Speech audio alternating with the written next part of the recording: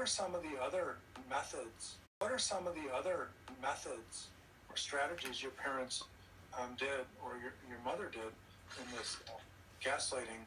Well, I think she effectively switched my pain and pleasure signals through conditioning. Like, what was painful was setting a boundary or expressing a need or want. And if you're a healthy human being, you should be able to express your needs and wants and have boundaries. That's what it means to be a human. And what was pleasurable was when I didn't set a boundary, when other people were yelling at me and insulting me, and I took it, because if I did that, then I wasn't abused more. And so she was doing rewards. If I obeyed and complied and violated my own boundaries and disrespected myself and put myself in the one down position, she would abuse me less, and she would call me a good daughter. She would say that you're great, and maybe even give me strategic gifts. And if I was trying to be an autonomous human being, she would punish me. And that conditioning happened for years, and it was outside my conscious awareness. That's actually classic brainwashing, where through coercive and very obvious strategies to beat someone down and change their opinion about something that otherwise was rational. You think of the first studies in brainwashing occurred after the Korean War, when China and North Korea would brainwash American soldiers. They were able to take these, wonderfully patriotic soldiers and brainwash them into believing America was horrible and communism was good. They had to do something similar to what your parents did to you, is they had to beat you down with reminders, propaganda of what is right that you've always known as wrong. And what do you think about that? Does that sound like what they did to you? Yeah, it was as if I was raised in a cult, and they kind of got to dictate reality and made stuff up and got me to believe it. And and like a cult, the gaslighters use the same type of methodology. They wear you down.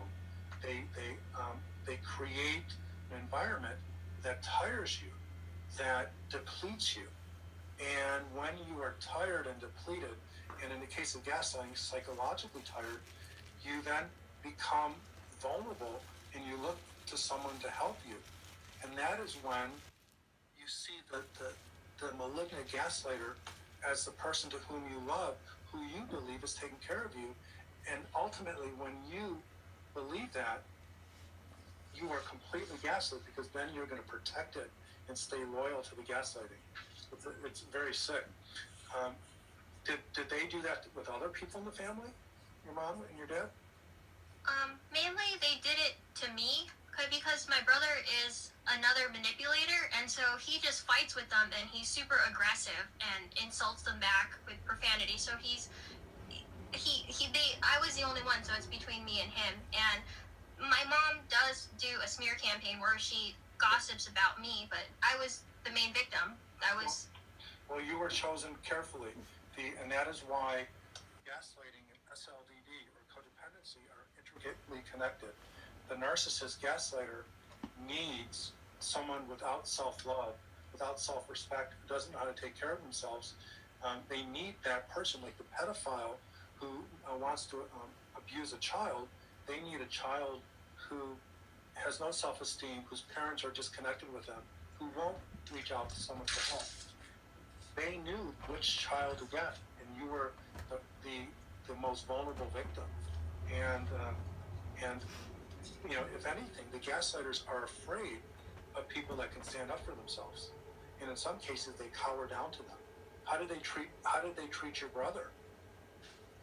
Well, they treated him the same, but he responded to it differently. I remember he told me that he always believed my mom was a bad person, and my dad, and I didn't grow up believing that. For 26 years of my life, I thought they loved me in a weird way. I didn't understand how they loved me. It was kind of toxic and abusive, but I'm like, okay, that's their version of love. But he saw it differently. He thought they were extremely manipulative and selfish, and I think when he was young, like as young as 6, he was just like, screw them, and he never obeyed. He constantly got physically beaten, and I had to witness it, and he just never complied, and he just said, like, screw you, and did whatever he wanted, and fought with them.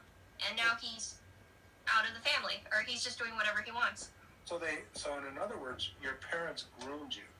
They knew early on that you, for whatever reason, had the right personality, the right temperament to drink the Kool-Aid, as they say, to manipulate, to twist reality. They seized upon that, and not only did they seize upon it, they were able to mold that and create this person, this gaslit person, who succumbed to the menagerie, the tricks, the nightmare, and again, it just.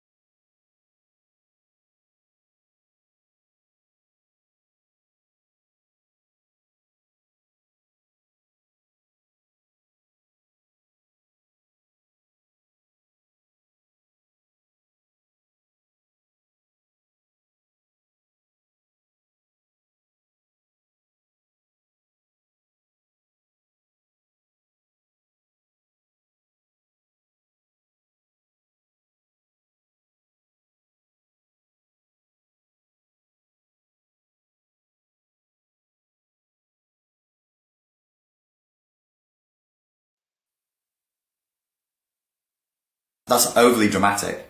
Nobody's getting tortured. You're not being tortured to death. Well, shut the fuck up. You don't know what you're talking about.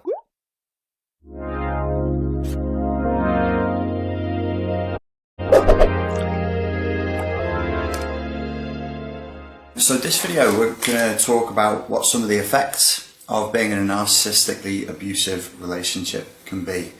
I use this as a catch-all term for anything that is in. That's overly dramatic. Nobody's getting tortured. You're not being tortured to death. Well, shut the fuck up. You don't know what you're talking about.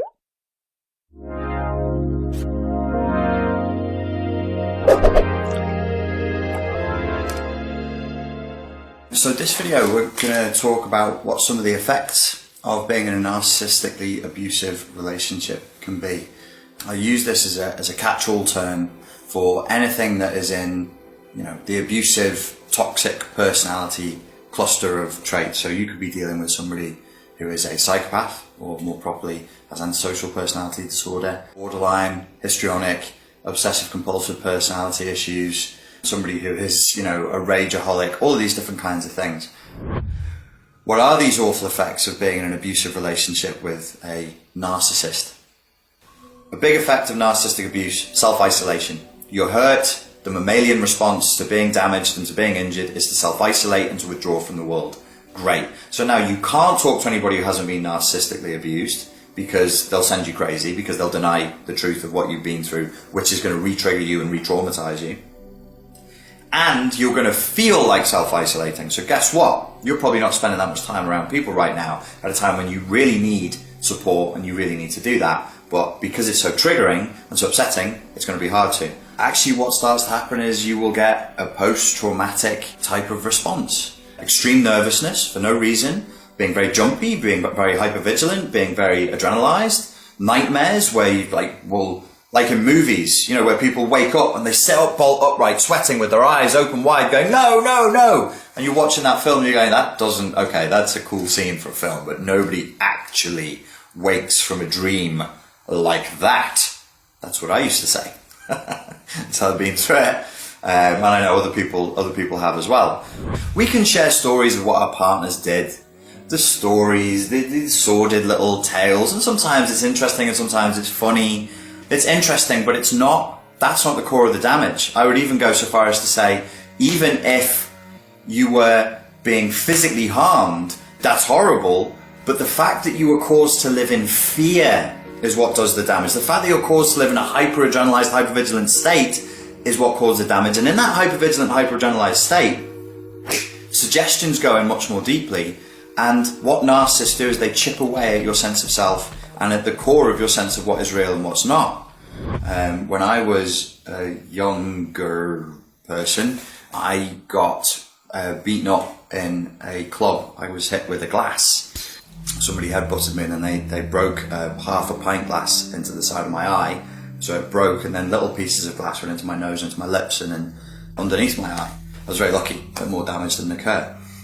Because whilst I was on a night out, somebody out of the blue targeted me because they thought that I was doing something that they didn't like, that I absolutely would have had the right to do had I chosen to do it.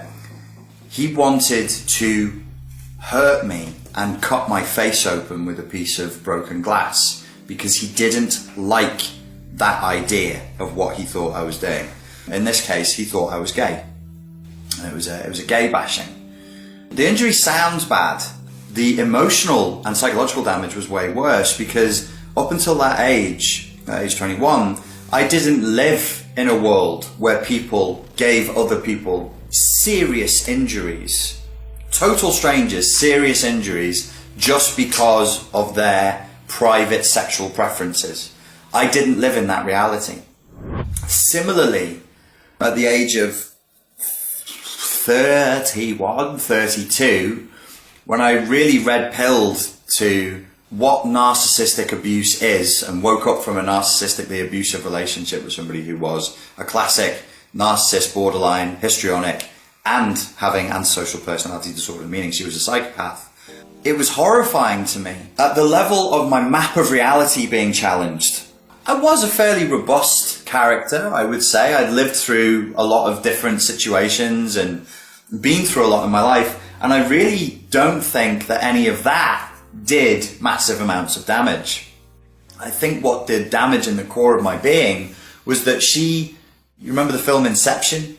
I rewatched it for the third time the other day and I realised, wow, I think I missed the point of the first two times I watched this film. The point of the film is that ideas are dangerous. And if you accidentally or purposefully put the wrong idea inside of somebody's mind, the effects could be catastrophic. The core of the film is the spinning top inside of the safe that Cobb's wife placed inside of her own mind. And it was there to let her know, I am in dream space, this is reality, and to distinguish between the two. He went into her safe. She builds a house, and inside of that house there's a doll's house, and inside of the doll's house is a safe, and inside of the safe is the spinning top. So in the deepest core of her most vulnerable part of her being, there is the spinning top that lets her know what's real and what's not, and he stops it, and then he tells her, this reality isn't real. In order to get back to real reality, we have to kill ourselves so that we can return to our real families and to true love, to real love, because this isn't real.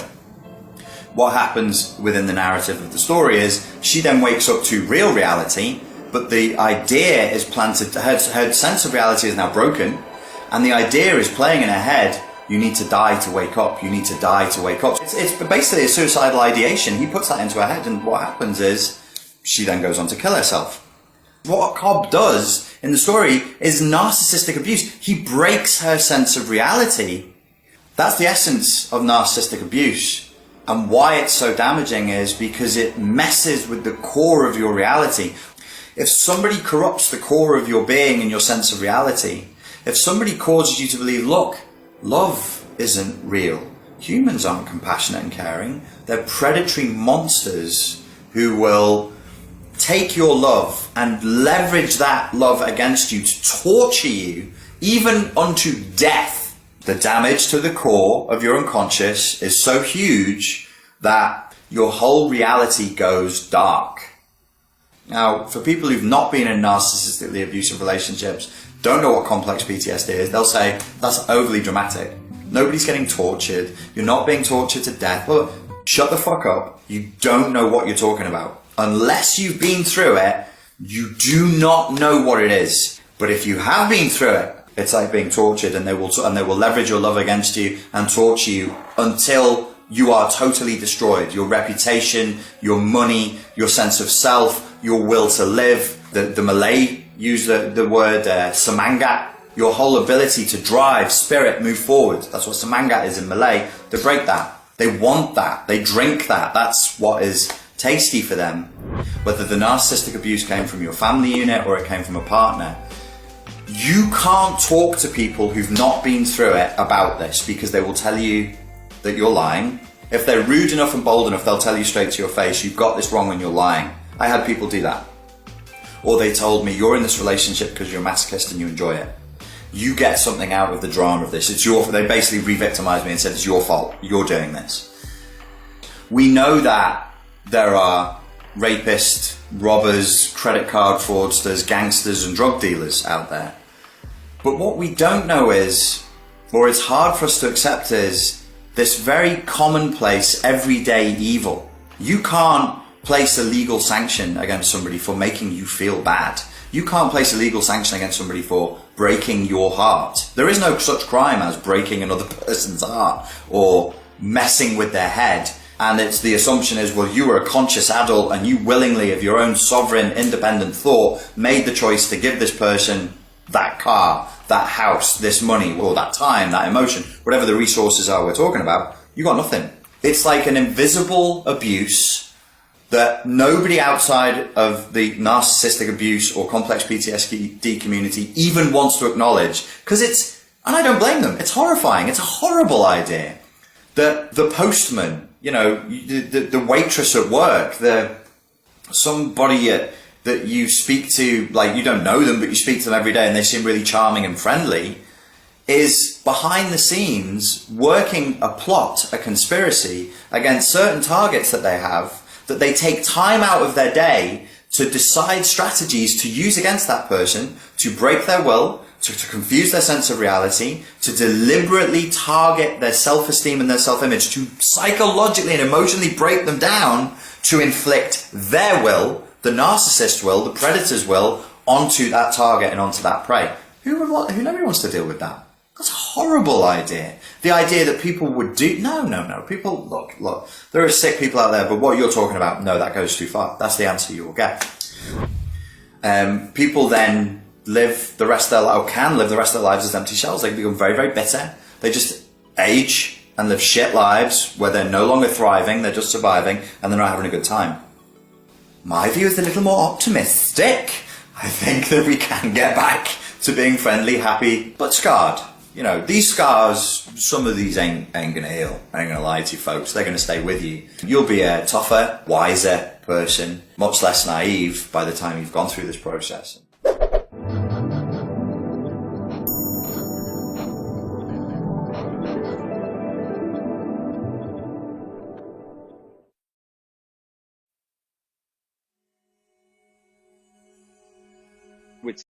Would say to people,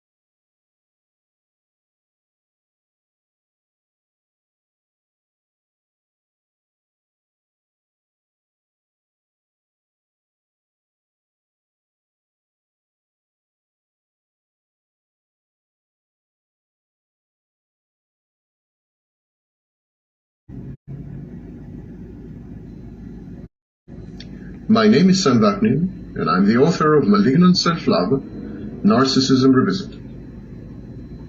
If all else fails, the abuser recruits friends, colleagues, mates, family members, the authorities, institutions, neighbors, the media, teachers, in other words, third parties, to do his bidding.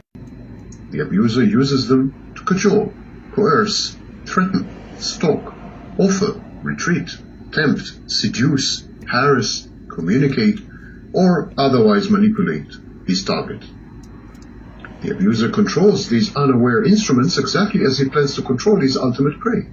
In both cases, he employs the same mechanisms and the same devices. And he dumps his props unceremoniously when the job is done. One form of control by proxy is to engineer situations in which abuse is inflicted on another person.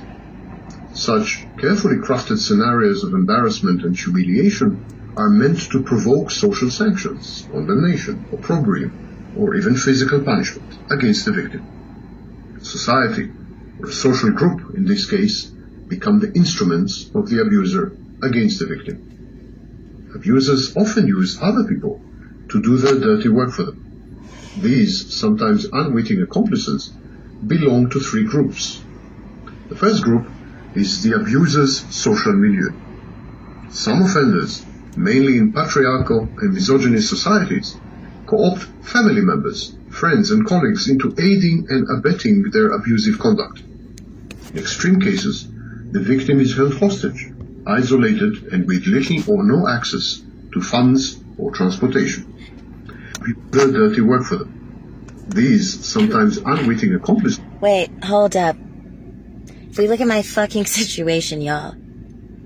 Listen to what he's saying. Using third parties, other people, to do their dirty work, to aid and abet in their abuse. And, in extreme cases, they are held hostage. There's a lot of ways to hold people hostage, but you primarily can hold them hostage by making sure that they have no access to money, funds, or transportation. Yes, huge. So, belong to three groups. The first group is the abuser's social milieu. Some offenders, mainly in patriarchal and misogynist societies, co-opt family members, friends and colleagues into aiding and abetting their abusive conduct. In extreme cases, the victim is held hostage, isolated and with little or no access to funds or transportation. yes. Often the couple's children are used as bargaining chips Or brother. or leverage in such a dispute. Ambient abuse by the abuser's clan, kin, kith, or village, or neighborhood is rampant. The second group of witting or unwitting accomplices is the victim's social milieu. Even the victim's relatives, his family members, his friends, his colleagues, they are all amenable to the considerable charm, persuasiveness, and manipulativeness of the abuser, and to his impressive thespian acting skills. The abuser offers a plausible rendition of the events and interprets these events to his favor. Others rarely have a chance to witness an abusive exchange firsthand and at close quarters, so as to discern between abuser and victim. In contrast, the victims are often on the verge of a nervous breakdown. They are. So you recruit and enroll people that the abuser knows. So anyone in their circle, anything and anyone, whether it's systems, neighborhood, friends, exes, whatever, those people get employed to target their victim. Then they go to the victim's social circle. Anyone that the victim knows will be used against them strategically. Very few people ever get to witness the abuse that actually happens because, as I've stated before, they typically don't do it in front of people. So most people cannot discern who the abuse victim really is. And what he's saying right now is very important, because this is another way that they continue to abuse me in particular, by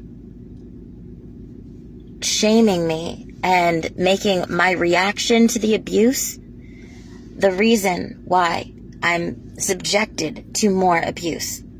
But what he's going to say now is the stark contrast between the well-polished abuser, the calm, cool, collected abuser, when the victim is typically left on the verge of a nervous breakdown, aggressive, abrasive, and anytime they try to assert their basic human rights, it's seen as an act of aggression.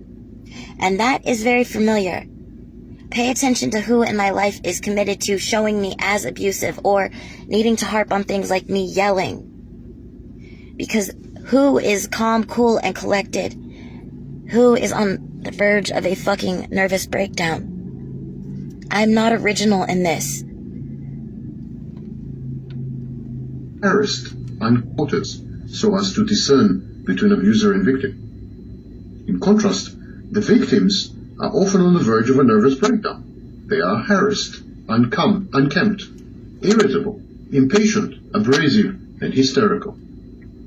Confronted with this contrast between a polished, self-controlled, and suave abuser and his harried casualties, it is easy to reach the wrong conclusion, that the real victim is the abuser. Or another conclusion, that both parties are abusing each other similarly and equally. The praise acts of self-defense, assertiveness, or